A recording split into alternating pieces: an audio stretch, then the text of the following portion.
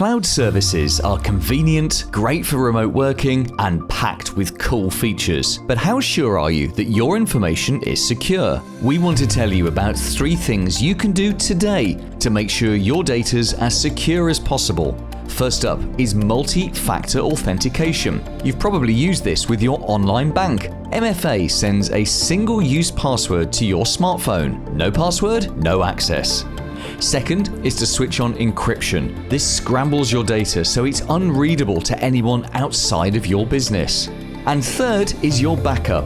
If you take regular local backups of all your important data, things won't grind to a halt if the worst happens.